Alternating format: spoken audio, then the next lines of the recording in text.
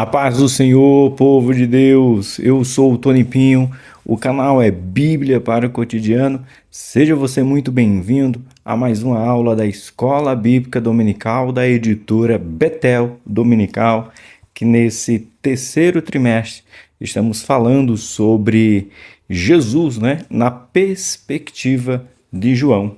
O texto é Jesus Cristo, o Filho de Deus, a verdade que transforma. Tá aqui, essa é a capa linda, transformando ali a vida, vai transformar a vida de outras pessoas, certo? Vamos aprender aqui sobre milagres, vamos aprender sobre os ensinamentos, a promessa da vida eterna no Evangelho de João. Essa capinha aqui, ó, somos nós que fazemos, ó. Tony Pinho, canal Bíblia para o Cotidiano, o nosso logo. Eu e a minha Rose, a gente resolveu encadernar para ficar capa dura e aqui tá a nossa lição, certo?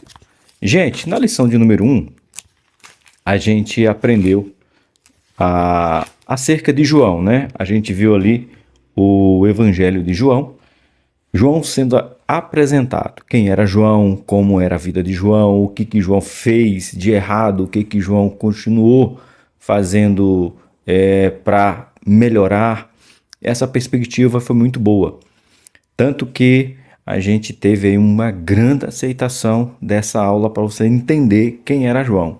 Agora a gente vai começar a entender quem é Jesus, né? Entendemos quem era João, agora a gente vai entender quem é Jesus nessa perspectiva. Já conhecemos João. Jesus transforma João de filho do trovão, impetuoso, forte, cai fogo do céu, destrói o samaritano, repreende alguém que está expulsando o demônio e que não anda com Cristo. Ó, forte, né?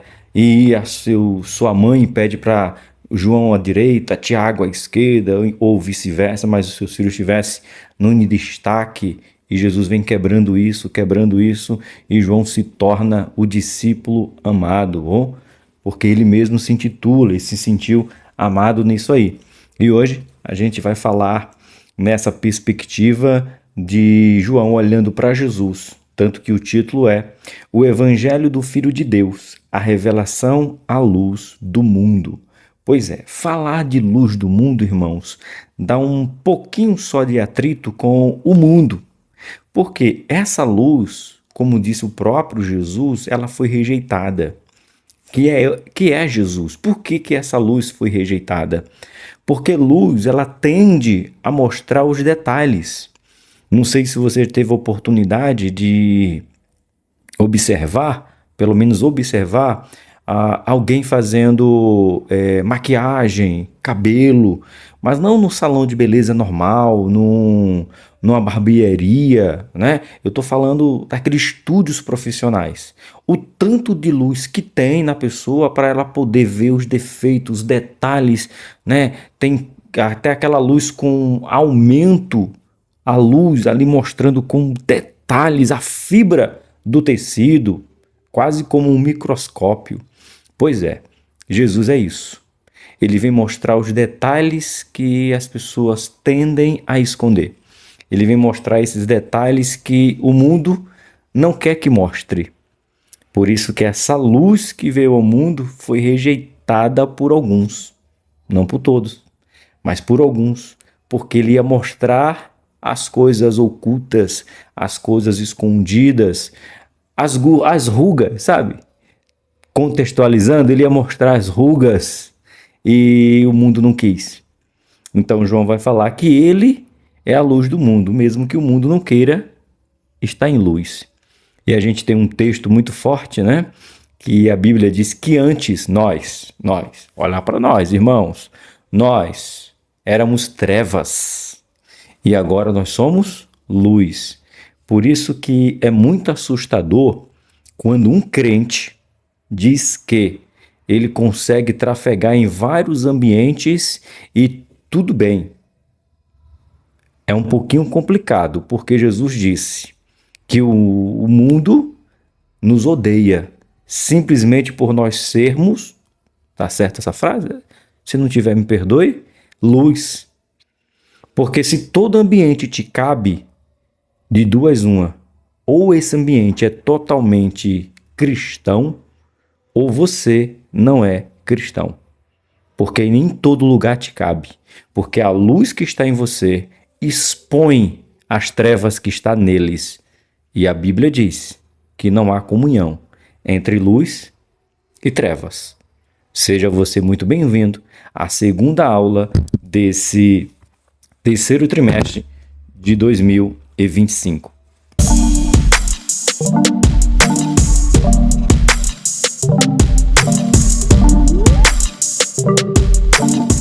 Meus queridos e amados irmãos, vamos lá? Essa lição será aplicada na sua igreja no dia 13 de julho de 2025. É a lição de número 2, o Evangelho do Filho de Deus, a revelação da luz do mundo. O nosso texto áureo se encontra justamente no começo do livro, que é o livro de João, capítulo 1, verso de número 1, que escrito está: No princípio era o Verbo, e o Verbo estava com Deus, e o Verbo era Deus. Ponto. Aqui, uma perspectiva sensacional da vontade de Deus, com Jesus sendo um só. Nossa verdade aplicada nos diz assim: o Evangelho de João revela que o Verbo divino que se fez carne e habitou entre nós é o Cristo prometido, o Filho de Deus enviado para nos salvar. Eu escrevi um textozinho, na verdade, uma pregação que eu fiz algumas semanas atrás, na verdade, uma semana atrás, falando sobre identidade, e eu coloquei assim: Jesus ele não veio apenas nos salvar do inferno, ele veio nos dar a alegria de ir para o céu. Porque tem muita gente que vive apenas para não ir para o inferno, em vez de viver a alegria de poder estar no céu. É forte isso aí, né? Essa é a perspectiva. O objetivo da nossa lição de hoje são 3, como sempre, mais 3 pontos que diz assim: conhecer o contexto histórico e religioso do Evangelho de João. Segundo objetivo, ressaltar adversidades que os cristãos enfrentam nos dias de João. Enfrentavam, no passado, né? Enfrentavam nos dias do Evangelho que segundo escreveu João. E terceiro, compreender a diferença entre o Evangelho de João e os evangelhos sinóticos. Por quê? Sinótico: Marcos, Lucas e Mateus. É diferente, mesmo que fale de Jesus, mesmo que traga os milagres de Jesus, a visão de João é um tanto quanto diferente dos outros 3. Por isso que os outros 3 é chamado os evangelhos sinóticos, tá? A gente vai compreender isso aí. E falar em compreender, deixa eu pegar aqui para você. Essa aqui é lição de número 1. Deixa eu pegar aqui. Deixa eu colocar aqui. No meu curso aqui de bacharel de teologia da Academia dos Pregadores, eu estudei justamente a semana passada o Evangelho, foi isso aqui mesmo, unidade 2, né? Aula de número 3, Teologia do Evangelho segundo escreveu João, né? O Logos, tá falando justamente isso aqui, no prólogo, somente aqui no Evangelho de João, refere-se a Jesus como Logos, verbo, somente no livro de João. Isso é a palavra Logos, palavra, no princípio era o verbo, no princípio era o Logos, no princípio era a palavra. Que vezes repetida 3 vezes essa frase, né? De que ele é o verbo, tá? Então a gente estava estudando essa aqui a semana passada sobre o livro de João. Continuando aqui, ele referindo ao Logos como a Jesus, né? Apropria-se deliberadamente de um termo amplamente conhecido tanto no mundo helenítico como no judaico, com a finalidade de postular a importância de Cristo. No entanto, a Septuaginta fala sobre esse logos, né? Esse logos não é para a nossa tradução de João Ferreira de Almeida, a que a gente usa hoje, né? Ele não usa o logos, mas é muito, muito interessante você lembrar, né, de que você estudou ali atrás. João afirma que o Verbo se fez carne e habitou entre nós, cheio de graça e de verdade, e veio e vimos a sua glória, a glória como do unigênito, João 1,14, o unigênito do Pai. Em primeiro lugar, João fala da encarnação do Logo, se fez carne. Olha só, muito bom. Então, é isso aqui que a gente vai ter. É um assunto teológico que a gente está tendo o prazer de estudar na escola bíblica dominical. E sabe o que é interessante? É que muitas pessoas desprezam, né, a escola bíblica dominical. Opa, perdão, gente. Deixa eu arrumar aqui, peraí. Para trás assim e assim, que aí não cai. Perdão, não vou nem cortar. Tem muita gente que despreza a escola bíblica dominical. Eu estava lembrando do meu amigo Flávio, a gente teve a reunião semana passada e a gente falando sobre a importância da escola dominical. Você tem no primeiro trimestre falando sobre a história do pentecostalismo, desde a pré-reforma até os neopentecostais. E aí depois você tem sobre a mordomia cristã, tratando muito sobre a parte financeira. E agora você tem um assunto teológico, 100% de teologia, como a gente gosta de dizer, né? 100% teológico, porque a gente vai falar aqui sobre essa perspectiva de João, trazendo Jesus como o Verbo. Então é muito, muito importante para mim e para você estudar essa dimensão da vida de Jesus e escola dominical. Para muitos que desprezam, para muitos que não querem mais ir para a escola dominical, perde um assunto teológico como esse, como eu estou falando para você. É assunto teológico. Então, não deixe de ir para a escola dominical. Você que está assistindo essa aula assim agora e não entendeu, venha para a escola dominical. Tem muito, mas muito, muito a aprender. Tá bom? Bora lá. Nosso texto de referência de hoje se encontra no livro de João, no capítulo 1 até o versículo do capítulo 2, né? João, capítulo 1, do versículo 2 até o versículo de número 10. Uma leitura corrente. Por que não tem o versículo de número 1, professor? Porque ela está no texto áureo. Mas você quer ler? Então a gente lê tudo, do 1 ao 10. Começando aqui em cima, ó.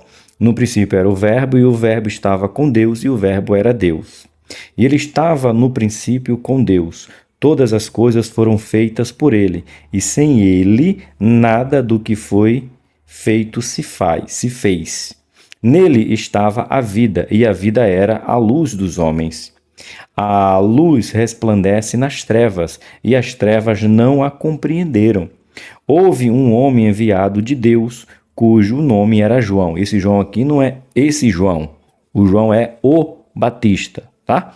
Porque como eu falei, o nome João é um nome comum, então a gente tem que falar. Não é João falando dele mesmo, é João falando de João Batista. Versículo 7. Este veio para testemunho, para que testificasse da luz, para que todos crescem por ele. Não era ele a luz, mas veio para que testificasse da luz. Ali estava a luz verdadeira que alumia todo homem que vem ao mundo.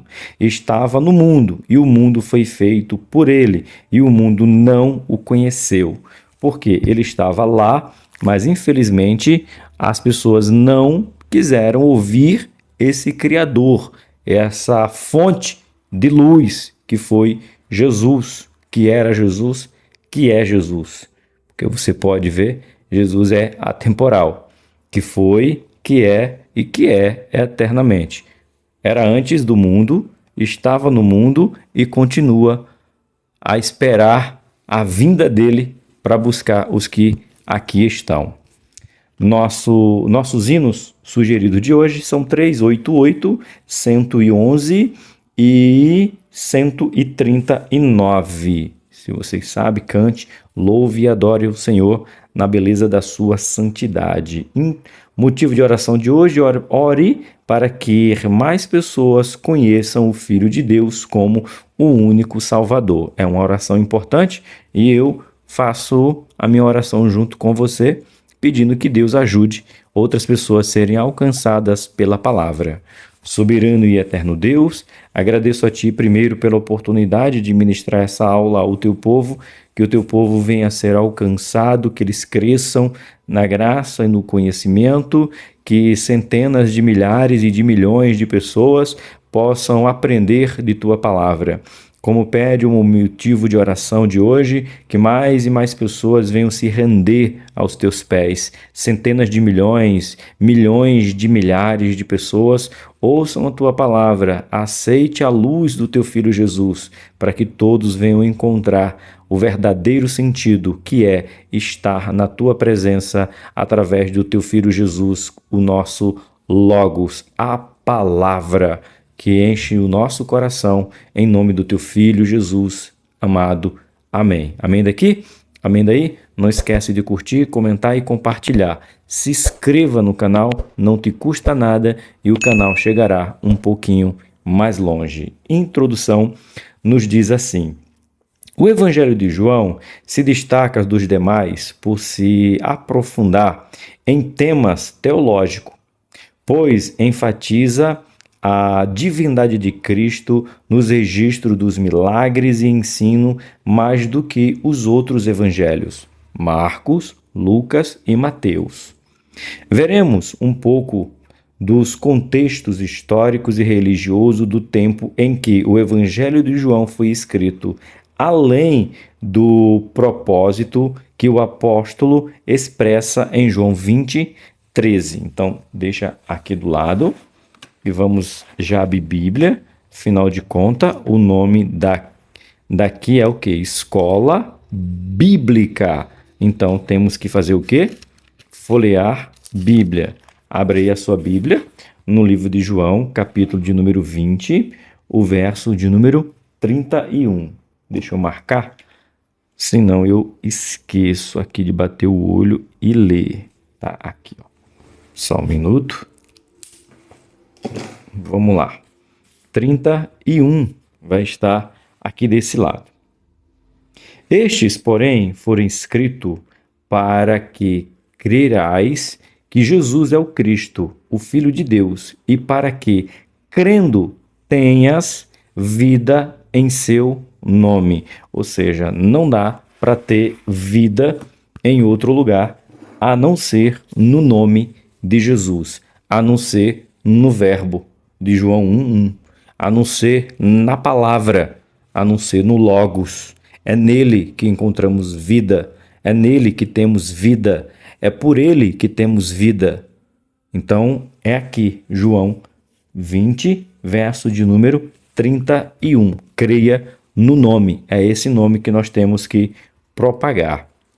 Ponto de número 1, o contexto histórico. O Evangelho de João foi provavelmente escrito entre os anos 90 e 100 depois de Cristo. Ele aqui botou vírgula, mas eu quero colocar um ponto, porque eu quero falar a respeito. Eu tenho dito sempre e quero dizer mais uma vez. Todas as vezes, sem exceção, que você vê datas na Bíblia, como aqui 90 a 60, tanto que o bispo Abner, é ele o escritor aqui, né, o comentarista, ele já colocou 10 anos de discrepância de um para o outro. Ah, porque ele não sabe o que está dizendo? Não. O que o bispo Abner está dizendo é o que todo mundo que estuda teologia sabe.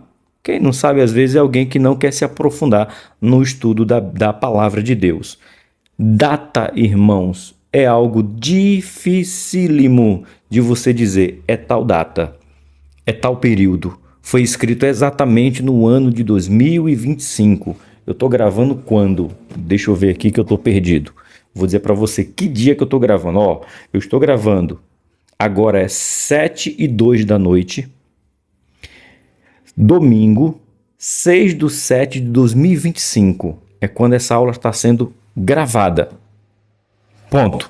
Está registrado aí nos anais do YouTube. Mas quando você olha para a Bíblia, você não pode dizer foi escrito em tal ano, foi escrito em tal período. Não dá. Tá bom? Então aprenda você como professor, toda vez que você for pregar, que você for ensinar, você nunca diz foi escrito, a Bíblia foi escrita em tal ano. Não, a gente não sabe. Não tem uma data exata. E muita gente se atrapalha. Mas o Bispo Abner está nos ensinando, e é isso mesmo, pode ter sido entre o ano 90 e o ano 100. Veja só que coisa, 10 anos de discrepância de uma data para outra. Isso é ensino teológico, irmãos. A escola dominical também ensina teologia. Olha aí, também não, né? Na sua grande maioria, 99% das vezes é ensino teológico. O problema é que a gente não quer se atentar a esses detalhes para colocar em prática. Continuando. Em um contexto histórico marcado pelo crescimento, separação entre os cristãos e os judeus, o apóstolo João teria escrito para fortalecer a fé dos cristãos diante das dificuldades e dos muitos debates com as autoridades das sinagogas. É isso mesmo. E se você for pegar historicamente, estava tudo bem. Enquanto os apóstolos estavam vivos, a genuína palavra estava sendo pregada. Não pregada de que eu ouvi falar. Estava pregado pelos 12. Aí a gente pode colocar os pregados pelos 11, mais por Paulo e os missionários que foram enviados. Silas, Marcos, mesmo Marcos tendo escrito, Marcos também foi um missionário de campo, o Lucas foi um missionário de campo, Barnabé, Apolo e tantos outros que foram, Filipe, tantos e tantos outros que foram enviados para pregar a palavra. Esses pregavam do que eles viviam. Aliás, do que eles tinham visto, todos eles viram Jesus, estava com Jesus, mesmo que os seus nomes não apareçam. Mesmo que seu nome não diga, eles são contemporâneos de Jesus. Eu posso mudar a frase porque eu não posso afirmar que todos eles viram Jesus, mas eu posso dizer que todos eles eram contemporâneos de Jesus, ou seja, viveu na mesma época. Por exemplo, quando a gente estuda o livro de Jeremias, nós sabemos que no tempo de Jeremias tinha Jeremias, Ezequiel e Daniel. E ainda acredita-se que tem ainda Obadias, ainda vivia nesse período também. Então, o que é isso? Contemporâneos, mesmo que eles não tenham se encontrado, mas viveram na mesma época. Jeremias, na época que Jerusalém é invadida por Nabucodonosor, Daniel na corte de Nabucodonosor e Ezequiel na beira do rio Quebar. Todos três vivendo no mesmo período. Então, quando eu digo que Paulo, Barnabé, Saulo, Felipe, Apolo e tantos outros foram contemporâneos de Jesus pela sua idade. Eles não nasceram depois de Jesus ter ascendido aos céus. Eles viveram na mesma época. Isso é assunto teológico que você tem que explicar para os alunos, pois eu sou contemporâneo de várias pessoas que viveram no meu tempo, ou eu vivi no tempo delas.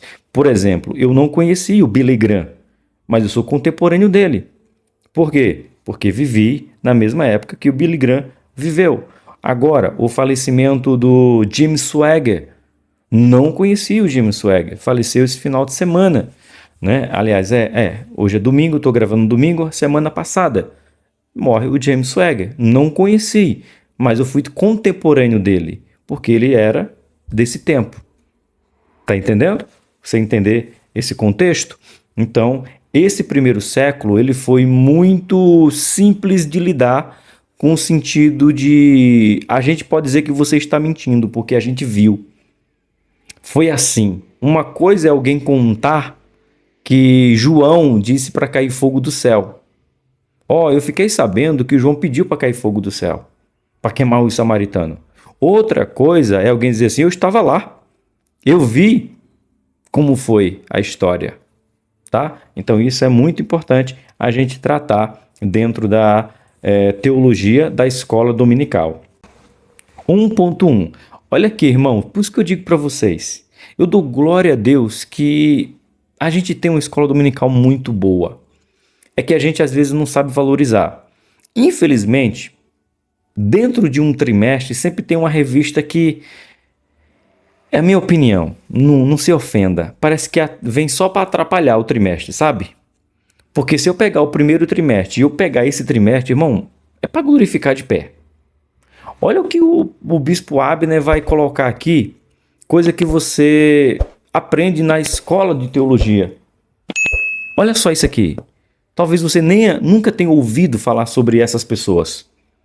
Mas as pessoas testificaram sobre a carta de João, ou melhor, o Evangelho de João. Escute. 1.1. A autoridade material do Evangelho. Será que eu posso confiar no Evangelho de João? Será que eu posso? Como é que eu posso confiar nesse Evangelho? Será que ele é verdadeiro? Pois é. Os pais da igreja, como Eusébio, Clemente de Alexandria, Irineu de Lyon, Teófilo de Antioquia e Policarpo concordaram sobre a autoria do Evangelho de João por ser do próprio João, que se refere a si mesmo como o apóstolo amado ou o discípulo a quem Jesus amava. Ponto. Dá uma pausa aqui. Você já ouviu falar desses 4 homens? Vamos marcar aqui. Vamos lá, ó. Primeiro, Eusébio. Você quer aprofundar? Eusébio era um homem, pai da igreja, que manteve a confirmação. Não, essa aqui é de João. Aí, Alexandre, ou Clemente de Alexandria. Para quem não sabe, Alexandria tinha a maior biblioteca do mundo antigo. Irineu de Lyon. Posso estar enganado, mas Lyon é na França. E você tem Teófilo de Antioquia. Mas aqui tem um personagem que poucas pessoas sabem, mas não sabem o que ele fez pelo cristianismo, chamado Policarpo. Meus amados, se você não sabe quem é nenhum desses personagens, pesquise, procure, leia, porque eles são homens eruditos que, com a sua vida empenhada para que espalhasse o evangelho, e principalmente Policarpo, esse homem, ele vendia as suas propriedades para comprar cristãos escravos para deixar eles em liberdade. Quer uma lição de casa? Quer uma tarefa de casa? Você que assiste durante a semana, sem ser no sábado à noite? Assiste o filme. Lógico que o filme não vai retratar na sua essência o que viveu Policarpo. Mas esse homem, ele diz uma das frases, eu não vou saber falar para você na íntegra, palavra por palavra, vou te dizer mais ou menos como ele diz. Pegaram Policarpo e disseram: você foi condenado por conspirar, por estar protegendo esses cristãos. Então você será queimado vivo. E ele diz: então vamos, acendam a fogueira. Acelere esse processo um tanto quanto mais rápido. Estou ansioso eu para me encontrar com este Cristo. Ou seja, um homem que não temeu morrer por salvar os cristãos. E tem uma cena sobre a vida de Policarpo sensacional. Ele pega um dos seus anéis e diz bem assim: esse anel valeria 30 cristãos, eu deveria ter vendido. Essa roupa, ele começa a se lamentar pelos seus bens que ainda tinha, porque não vendeu para comprar cristãos para ser liberto. E são esses homens que simplesmente testifica que o evangelho de João é um evangelho verídico, legítimo, autêntico. Eita, virou uma aula teológica para vocês, né? Pois é necessário. João finaliza seu evangelho como aquele que testifica dessas coisas e as escreve. Ou seja, eu não ouvi, eu vi, é forte. Portanto, razoável supor que o apóstolo João seja o autor do livro que leva o seu nome. Então, não tem dúvida. Qual é a certeza? O testemunho, a coesão dos textos, a veracidade de só que alguém que estava lá e não ouviu falar. Esse foi o ponto de número 1. O ponto de número 2 é a 1.2, melhor dizendo, né? A data e o local. Vamos lá. O quarto evangelho não contém citações exatas a respeito do local onde foi escrito, nem quando isso aconteceu. Entretanto, de acordo com a tradição, estima-se que o livro tenha sido escrito na cidade de Éfeso, atual Turquia, entre os anos 90 a 100 depois de Cristo. Ou seja, depois da destruição de Jerusalém, no ano 70 depois de Cristo. Abre-se um parênteses, 70 foi profetizado que não ficaria pedra sobre pedra. Já aconteceu, tá? Não vai acontecer. Muitos achavam que iria acontecer. Não ficará pedra sobre pedra. Não, essa profecia já se cumpriu. Não ficou pedra sobre pedra. E antes do exílio de João na ilha de Patmos. Observa Hernandes Dias Lopes, um menino na fé, né? Vai nos falar aqui a respeito. Falando de Hernandes Dias Lopes, eu tenho aqui essa Bíblia aqui é do Hernandes Dias Lopes. Não é dele, é minha, comentada por ele. Trocadilhos à parte. Ele vai estar na nossa igreja essa semana. Eu não lembro qual o dia. Na verdade, é esse mês de julho. Ele vai estar aqui em uma das quintas. Assembleia de Deus abrindo porta para o reformador. Mas vamos combinar, né, irmão? Hernandes Dias Lopes, ele tem moral, ele tem caráter, ele tem índole para estar em qualquer ambiente, irmãos. Qualquer igreja cabe ele. Ele prega a palavra. Agora sim, quando eu falo que ele prega em qualquer igreja, se um anel pentecostal convidar ele para pregar, vai sair, corre o risco dessa igreja fechar. Porque o homem ele prega Bíblia. Eu vi ele pregando, eu não sei se o ano passado ou se o ano retrasado, lá no Belenzinho, na igreja, né, Assembleia de Deus, Ministério do Belém, lá com o pastor José Wellington, ele contando a história da Bíblia, como que a Bíblia foi escrita, como que a Bíblia foi mantida, lá na sede do Belém. Agora ele vai estar aqui no nosso ministério de Adebrais, no campo de São Bernardo do Campo, aqui em São Paulo. Olha o que diz ele, que autoridade tem esse homem para escrever.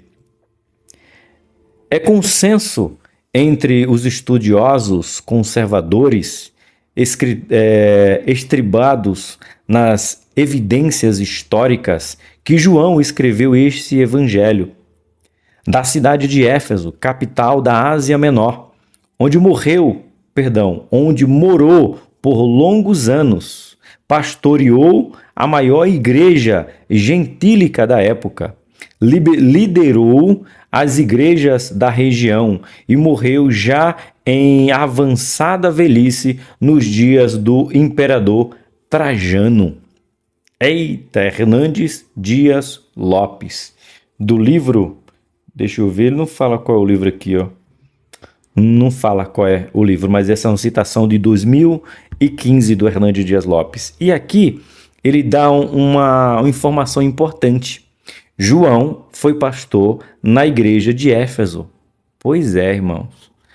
João foi pastor. Imagina ser pastoreado por João, o apóstolo. Hernandes Dias Lopes nos dá essa informação, que é importantíssima. O nosso ponto 1.3.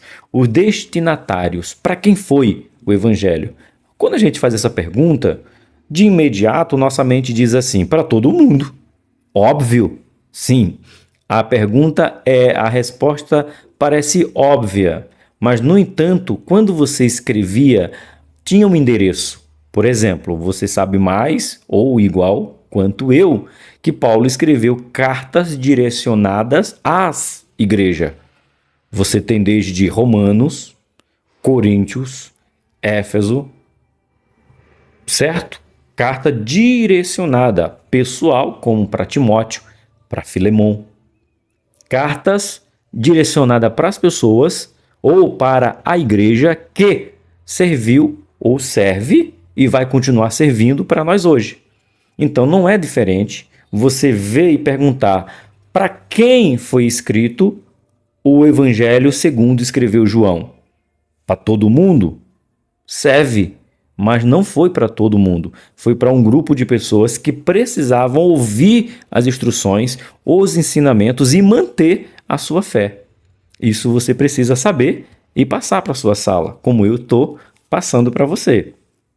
Diz assim: o Evangelho de João foi endereçado tanto aos judeus quanto aos gentios. Embora eles vivessem em um ambiente cercado pelo gnosticismo judaico, o desejo de João era apresentar Jesus como o Cristo, o Filho de Deus. Assim, quem cresce teria a vida em seu nome, que a gente já leu, João, né, capítulo 20, verso de número 31, que ainda está aberta aqui. Então, foi para o povo da igreja como para o povo judeu. Então, ele queria juntar os dois, os crentes, né, mas os que crente, não os crentes, vamos dizer assim, que não nasceram em berço evangélico, vamos dizer assim, os crentes judeus. Era para esse. E logo, lógico que é evidente que atingiu muitas e muitas pessoas, quem não era crente também, ou quem não era judeu, melhor dizendo, corrija aí, quem não era judeu, lógico que também foi alcançado. Nós fomos alcançados por eles, pelo evangelho, mas tinha endereço. É vocês que nasceram judeu e agora está negando o judaísmo e aceitando Cristo. E a gente precisa falar que todo judeu que diz que Cristo é o Senhor, os judeus diz que ele não é. Por exemplo, para Paulo, Paulo é um maior herege, é um maior blasfêmio. Paulo, como é que é a palavra que ele usa? Eles usam uma palavra própria dele. Não é declinar. Não é que Paulo declinou, tem uma palavrinha que agora, uma palavrinha teológica, né? Que os judeus falam que Paulo, como se Paulo tivesse negado a fé, né? Do judaísmo. Tem uma palavrinha que agora me fugiu da mente. Não anotei, só lembrei agora. Então Paulo para eles não é judeu, ele negou a fé, ele foi embora, ele fugiu, ele não é. Então João está escrevendo para esse povo. Tem um endereço certinho para que esse povo dissesse, olha, fique firme. Mesmo os da própria família de vocês, judeus, querendo pegar vocês, prender vocês, maltratar vocês. Fique firme, que Jesus veio para que vocês tivessem um novo entendimento da palavra, de que ele é a própria palavra. Encerrando o ponto 1, vamos para o ponto 2. O contexto religioso. Aqui a gente vai encontrar o helenismo, né, e o gnosticismo, mas a gente vai falar sobre os dois. Tanto um quanto o outro. O contexto religioso. Os evangelhos joaninos está entre registros do final do primeiro século, os dos cristianismo, no tempo de crescimento, oposição ao cristão, apostasia e disputas sobre a natureza de Jesus Cristo. Naquele tempo, no presente momento do século I, era uma discussão muito grande se Jesus era ou não era. Quem ele dizia que era? O Messias, o escolhido, o enviado, o esperado, o profetizado por Moisés. Então, essa era a grande discussão. Por isso que você via tanta e tanta divergência. E o que deixava os judeus não aceitar Jesus? A sua condição. Primeiro, para ser o Messias, tinha que vir. Aí você tem um debate teológico, mas muito bom. Mas não precisa se aprofundar. Por exemplo, Jesus diz, na verdade, o escritor aos Hebreus diz que Jesus é o sumo sacerdote. Ok? Ok. Problema? Total. Por quê? Jesus, como sacerdote, não podia vir de outra tribo, a não ser da tribo de Levi. Mas a gente tem um problema. Nem Maria e nem José, seu pai adotivo, era da tribo de Levi. O Messias viria da tribo de Judá, profetizado lá, Abraão, Isaac, Jacó, profetizado por Jacó, lá na bênção dos seus 12 filhos, no Egito ainda, ó, quando as tribos já estavam, os patriarcas já haviam nascido e daí nasceu as tribos. Problema. Jesus não era filho de José. Jesus era filho de Deus. E como que ele poderia ser da tribo de Judá? Se o seu pai não era da terra. Olha, essa era a discussão, gente. Você está entendendo? Num ambiente teológico que você está, que não é uma escola dominical normal, não é um negócio simples. Não. Jesus não podia ser sacerdote, mas ele é sacerdote. Mais ainda, ele é o sumo sacerdote. Ou melhor, o supra-sacerdote, o supremo sacerdote. É ele. Mas como pode, se ele não é da tribo de Levi? E todo sacerdote tinha que ser da tribo de Levi. Aí você pode dizer, não, mas está escrito que agora nós somos. Então, agora. Mas Jesus nasceu na lei. Então, na lei, ele não podia ser sacerdote. Tá entendendo? Que escola dominical maravilhosa você levantar essas questões. Mas isso era discussão lá. Mas para nós era normal. Por quê? Agora explica, professor, porque você deixou a minha cabeça atordoada. Pois é, isso se chama teologia. Jesus, filho de Deus, Gênesis capítulo de número 3, verso 15. Que da mulher viria um descendente. Quem é considerado da tribo não é o ventre da mulher, é o homem. E quem era da tribo de Judá? José. E José adotou Jesus. E um judeu poderia ter um filho adotivo e ele se tornaria seu filho legítimo. Prova, Abraão, que queria colocar Eliezer como seu herdeiro. Então não importava se ele não era filho de José, mas se José fosse da tribo de Judá e ele queria colocar Jesus como filho, Jesus era aceito na escola rabínica, no meio judeu, era um judeu que um pai adotou e ele tinha todos os direitos de filho. Ok? Ok. Sacerdócio real, a segunda natureza. Por quê? Ele é da descendência de Melquisedeque, o seu pai vem do céu, então não tem genealogia de Deus. Então ele é a segunda ordem de Melquisedeque. Então a gente acredita que Jesus é tanto o Messias porque nasceu de alguém que não tem genealogia, então logo é um supremo sacerdote, que é Deus, e acreditamos que aqui na terra ele teve um pai, que foi José, que era da tribo de Judá, e o Messias vinha da tribo de Judá, por isso que ele é o nosso Messias. Glória misturado com aleluia. É desse jeito. Professores, estudem, pois é necessário entender essas questões que os judeus brigavam para dizer se Jesus era ou não era o Filho de Deus. Tá bom? Ou era o Messias, perdão, também era a discussão, né? Mas aqui é se ele era geralmente o Messias esperado. 2.1. O judaísmo e o cristianismo. Irmãos, aqui a gente tem um problema terrível. Toda vez eu esqueço quando eu falo sobre isso. Eu ganhei a gente tem 2 arcas da aliança, aquela miniatura de plástico, né? E toda vez eu esqueço de trazer ela para a gente conversar sobre ela. Uma igreja que se diz Assembleia de Deus, ministério, seja ela qual for. Eu vou falando da Assembleia porque eu sou da Assembleia, né? Eu não posso falar de outra igreja, né? Que tem os seus costumes judaicos, ela não é igreja cristã. Judaísmo e cristianismo não andam juntos. Judeu e cristão andam junto. Judaísmo e cristianismo não. Você consegue entender essa diferença? É uma aula profunda. Cresça. O que é o judeu? Alguém que nasceu em Israel, alguém que nasceu de Judá, alguém que nasceu de uma das tribos de Israel, das suas 12 tribos, que na verdade não são 12, são 14, mas esse é assunto teológico para outra. Como 14? Pois é, Efraim e Benjamim entraram no lugar de Ruben e de Levi. Levi? Ruben Sicã, não lembro agora. Os dois filhos de Jacó que se vingaram por causa de Tamar. Me fugiu o nome dos dois agora.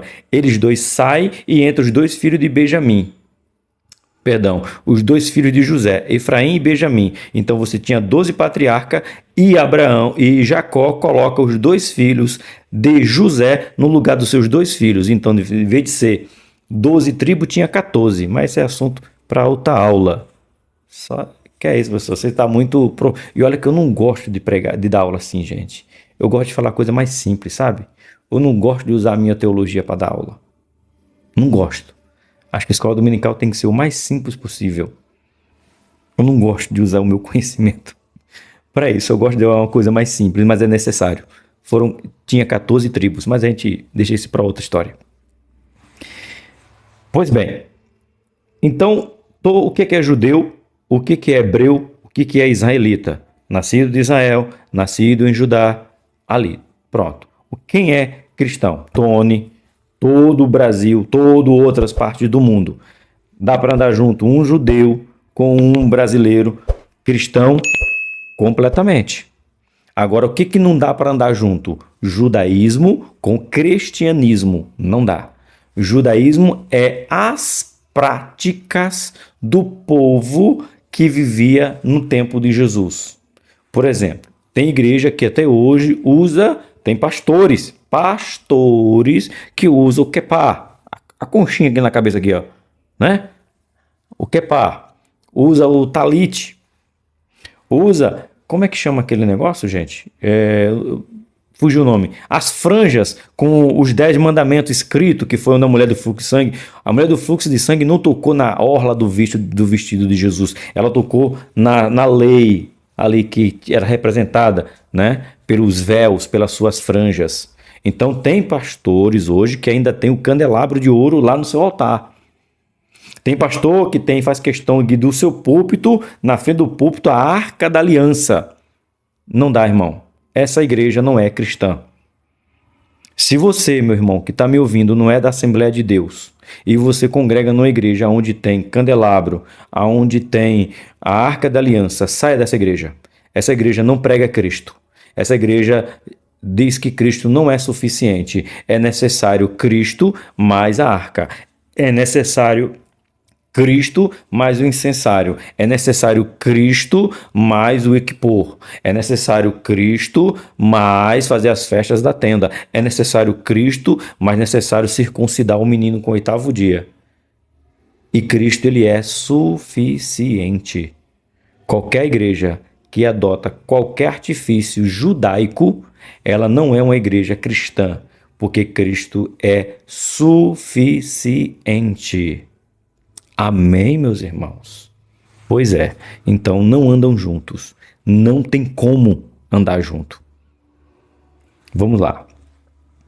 O movimento judaizante fez uso de muitos meios para tentar atingir o cristianismo com suas perspicazes manifestações. Os evangelhos nos mostram as constantes críticas da liderança religiosa judaica contra o discurso de Jesus, alguns comportamentos que o seguem ou foram beneficiados por suas ações. Ao dizer, eu sou o caminho e a verdade e a vida, ninguém vem ao Pai senão por mim, João 14, conhecido de todos nós, Jesus recusou o ensinamento judaico de que nenhum homem pode ser intermediário entre o Criador e os seres humanos. Os judaizantes consideravam a salvação a observância da lei mosaica. Para eles, manter-se fiel à identidade judaica era mais importante que professar a fé em Jesus Cristo. Você não lembra que o primeiro concílio, ou a primeira reunião, ou a primeira conversa, a primeira discussão da igreja foi sobre o quê? Eu aceitei Jesus. Tony Rodrigo de Moraes Pinho. Eu aceitei Jesus. Agora eu tenho que fazer o quê? Professar Jesus como único, suficiente e salvador. Ok? Ok. Tudo bem? Tudo bem. Vou fazer o discipulado, vou para entender o que é o batismo, entender o que é ceia, entender o que é uma nova, tá na nova família, entender o que é orar. Eu vou estar inserido nesse contexto de igreja, comunidade. Suficiente para nossa igreja, para nossa realidade, para o nosso contexto. Para o judaísmo, não.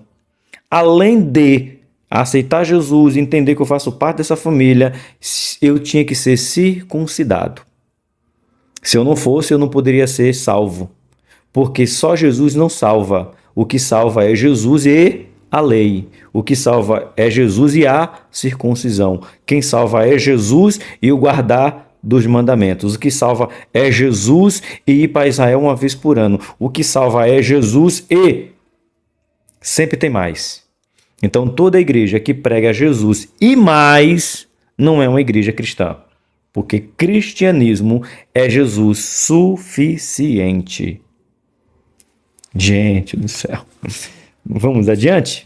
Amém, meus irmãos. 2.2. O helenismo e o cristianismo. Posteriormente, à morte do Filho de Deus, surgiram diferentes ideias sobre sua real missão, o que gerou divisões entre alguns grupos que entendiam a mensagem do Evangelho de modo distinto. O helenismo foi considerado uma religião pagã que se opunha ao cristianismo. Esse grupo possuía uma inclinação filosófica quanto ao sentido da vida e a fidelidade e a felicidade do indivíduo com um mundo incerto. As Escrituras nos alertam contra todas essas filosofias. Colossenses, capítulo de número 2. Irmãos, mas isso aqui não é uma prática que morreu. Você encontra pregadores dizendo que você precisa ser feliz. Deus te fez para a felicidade. Então, aí você pode dizer, então, mas Deus me fez para ficar triste? Deus me fez para ser infeliz? Não. Deus te fez para a salvação. Se a tua vida te levará a sofrimento, o que importa é se você vai ser salvo. Se a tua vida te leva por um caminho de felicidade, o que importa é que tu vais para o céu. A essência do cristianismo não é o agora, não é o que eu tenho. Então o helenismo ele está pregando: coma o melhor da terra, viva o melhor dos seus dias. Então eu pergunto, Paulo foi o homem mais miserável da terra. Pedro, outro, e tantos outros. Policarpo morreu, teve dinheiro, mas morreu pelo cristianismo. Então você dizer que nessa terra o que importa é a felicidade, Deus te fez para ser feliz, isso é helenismo, isso aí é falso. Você pode viver muito bem na terra, ser muito feliz na terra e não ter direito à felicidade eterna no céu. Como também você pode viver muito triste na terra, muito necessitado nessa terra e quando morrer ir para o inferno. Porque nem a felicidade e nem a tristeza é garantia de vida eterna. A garantia de vida eterna é Jesus Cristo. Por que eu estou gritando, hein, irmão? Meu pastor Eli, oh misericórdia, Jesus. Cuidado com essa filosofia, porque existem mendigos que vão para o inferno, como existe ricos que vão para o inferno. Existe mendigos que vão para o céu, como existe ricos que vão para o céu. Porque a felicidade não está no aqui, não está no que eu vivo, no que eu sinto, no meio que estou. A vida eterna está em Jesus Cristo. Leia, professor. Colossenses capítulo 2, verso 8. Tendo cuidado para que ninguém vos faça presa sua por meio de filosofias e vãs sutilezas, segundo as tradições dos homens, segundo os rudimentos do mundo, não segundo a Cristo. Precisa explicar? É óbvio que não. Ponto. 2.3. O gnosticismo e o cristianismo.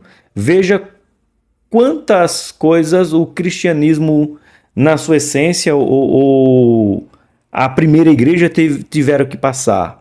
Essas filosofias que importa ser feliz, temos que ser feliz, porque Deus é um Deus que nos fez feliz. Veja quanto que eles tiveram que lutar, e agora a gente vai entrar no gnosticismo, que o cristianismo teve que lutar, e eu digo para vocês, não venceu, porque nós temos isso hoje dentro das nossas igrejas. E o pior, com homens que se dizem pastor, que não dá, irmão, não dá. O judaísmo com o cristianismo não andam de mão dadas, não dá. Mais uma vez, o que anda de mão dada é judeu e cristão. Podem andar de mão dada, mas judaísmo, prática judaica, junto com o cristianismo, não. A fim da lei é Cristo. 2.3. A igreja primitiva teve que lidar com as doutrinas danosas à fé cristã, o gnosticismo, além de contínua oposição da religião judaica. A igreja, ainda nos tempos apostólicos, já enfrentava algumas heresias, em especial o gnosticismo, que afirmava que a matéria era má e o espírito era bom. Então tinha que fazer expurgação do pecado. Isso aqui não presta, a carne é podre, e só quem presta é o espírito. Então você pode se martirizar, você pode se flagelar, porque essa carne não presta, irmãos. Aí vem uma contradição completa, porque Jesus disse que nós somos templo e morada do Espírito. Como que eu vou maltratar, desprezar, escantear, negligenciar aquilo que o Espírito habita? Então, sabe esse extremo? E tem crente falando isso. Isso que é impressionante. Tem crente sendo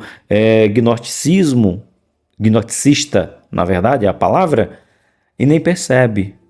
Acha que se ele não se cuidar, se ele não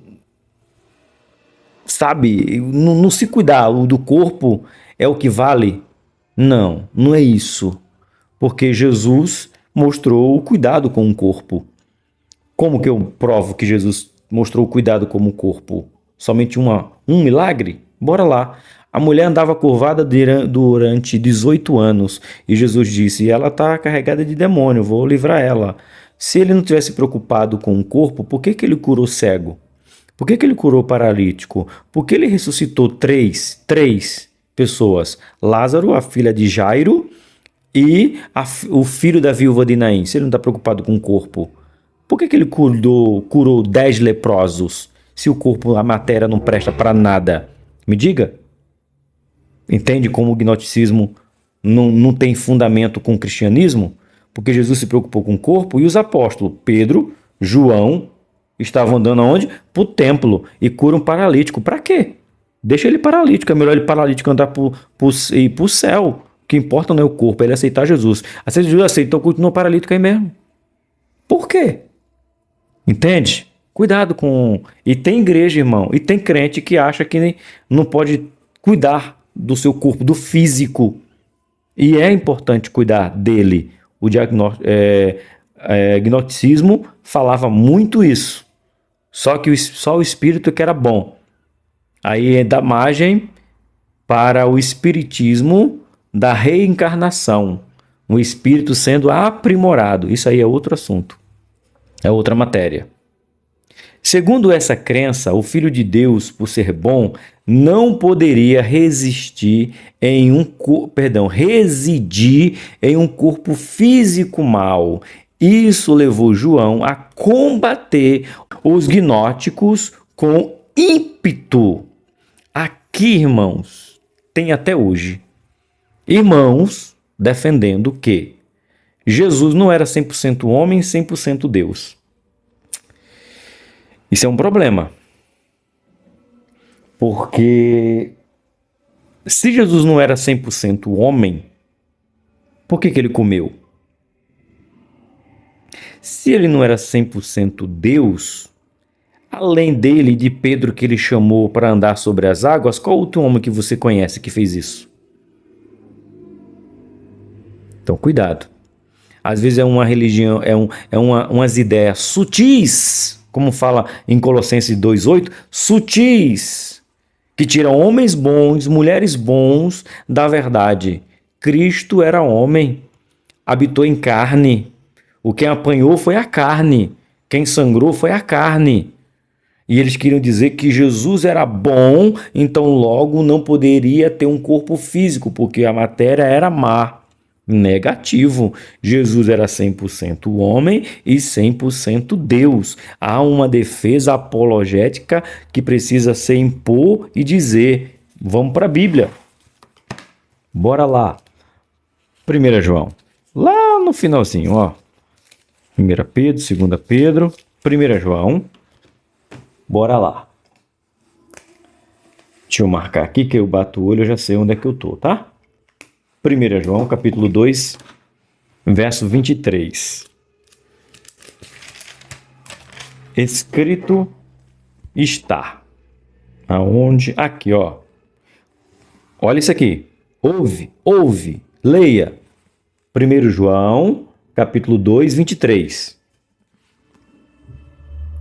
Qualquer que nega o filho também não tem o pai. E aquele que confessa o filho, também o pai. O pai e o filho são um. Agora a gente vai para o 4, verso 2. Nisto conhecereis o Espírito de Deus. Todo espírito que confessa que Jesus Cristo veio em carne é de Deus. Você está ouvindo? Não, marca com essa daqui. Aqui, já está o rosa aqui, vou marcar em amarelo. Se você negar que Jesus veio em carne, você não é filho de Deus. Quem é esse professor? Quem é você? Eu não sou nada. Quem está dizendo não é o João, o próprio João. Só que em vez de ser na epístola de João, é na primeira carta que ele escreveu. Está aqui. Eu vou fazer questão, vou colocar na tela para você aí. Eu vou colocar na tela aqui para você. Mas é melhor você ler na sua Bíblia, não é? Que vai que eu posso colocar um texto que não está na sua Bíblia. Qualquer que nega que Jesus era homem quando veio na terra, e como um homem ele era 100% Deus, não é filho de Deus. Vou ler de novo. Nisto conhecereis o Espírito de Deus. Todo espírito que confessa que Jesus Cristo veio em carne é de Deus. Verso 3. Continua, ó. E todo espírito que não confessa que Jesus Cristo veio em carne não é de Deus, mas este é o espírito do anticristo, do qual já ouviste que há de vir. Eis que está no mundo. Então você é um anticristo se dizer que Jesus não é 100% homem, 100% Deus. Ele estava aqui na terra, mas não era Deus. Ele era 100% Deus. Porque 1 João capítulo 2, 23 afirma ele veio na terra e era Deus. E depois a gente encontra 1 João, capítulo 4, verso 2 e 3, dizendo: aquele que não acredita nisso não é filho de Deus, é o anticristo. Que doutrina estamos nós ensinando? Que doutrina estamos nós aprendendo, meus irmãos? Parabéns mais uma vez, hein? Que é isso, gente? Eita, professores. É forte. Mas ainda tem. Não, verso 15. Só o verso 15 aqui. Espera aí. Dá para ler aqui, ó. Aqui pegou pesado, hein? Rapaz, Joãozinho do céu. E olha que tu é do amor, João. E tu pegou pesado aqui, João. 1 João, capítulo 4, verso 15. Qualquer que confesse que Jesus é o Filho de Deus, Deus está nele e ele em Deus. Por que é pesado isso, professor? Qualquer que confesse. Ou seja, se tiver alguém que não confessa, não é de Deus. Eita! Ponto de número 3. Já se inscreveu? Ajude o canal a crescer. Contribua com sua curtida. Contribua com o seu compartilhamento. Contribua. Faz o canal crescer um pouco mais. Ponto 3. O propósito do livro ou do evangelho segundo escreveu João. O apóstolo João declarou claramente o propósito do seu evangelho. Estes, porém, foram escritos para que creiais que Jesus é o Cristo, o Filho de Deus, e para que, crendo, tenhais vida em seu nome. João, capítulo 20, 31, que nós já lemos na própria Bíblia. Amém, meus irmãos? Tá muito teológica a aula? Vocês querem que eu volte para uma linguagem um pouco mais simples? Ou eu posso cavar um pouquinho mais o poço? Apesar que eu gosto quando vocês comentam. Eu amo a sua simplicidade em explicar. Para mim é a maior alegria. Mas tem dia que é necessário a gente subir um pouquinho a régua. 3.1. Um evangelho distinto dos demais. Por quê? Vamos ver. O evangelho de João nos é apresentado após o evangelho de Mateus, Marcos e Lucas, conhecidos como evangelhos sinóticos. Eles são assim chamados por partilhar uma compreensão histórica semelhante e conter relatos em comum. João seguiu um caminho diferente dos outros evangelhos, pois seu relato visto desperta e nutre a fé do povo, apresentando Jesus como Filho de Deus que se fez carne. Então, se fez carne. João, capítulo 1, verso 14. O verbo se fez carne. Como que Jesus não era carne? E como que Jesus não era Deus? Se em João capítulo 1, verso 14 está dizendo: e o verbo, o logos, a palavra que estava com Deus lá no começo. O princípio era o verbo era Deus. O verbo estava com Deus? Ou eu falei o contrário? No princípio era o verbo e o verbo estava com Deus. E o verbo era Deus. Aí ele coloca 14. E o verbo se fez carne. Verbo, palavra.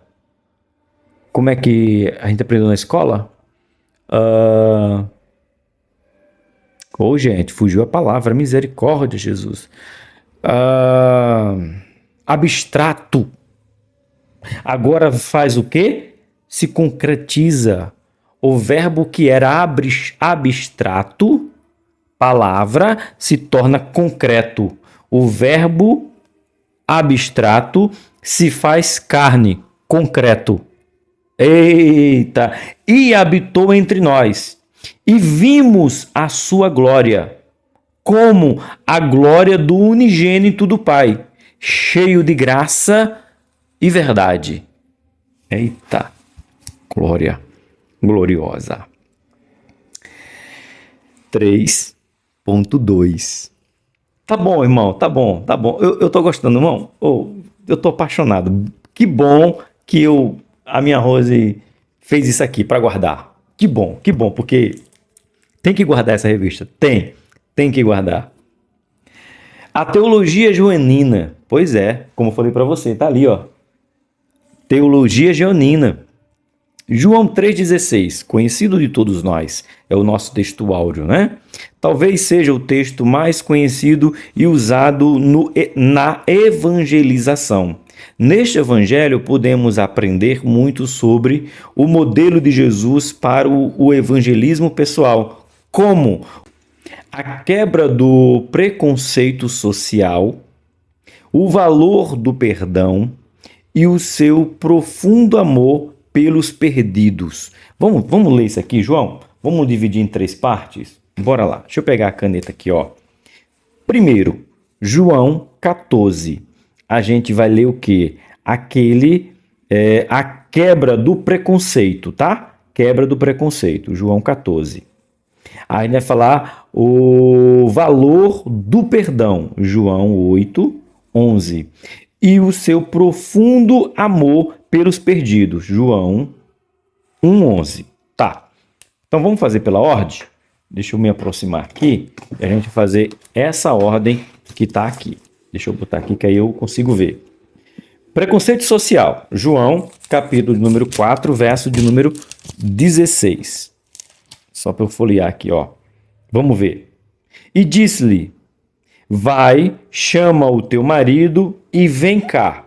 Que história que é essa? Jesus conversando com a samaritana, da própria boca do samaritano, inclusive a mulher, disse que o judeu não conversava com o samaritano.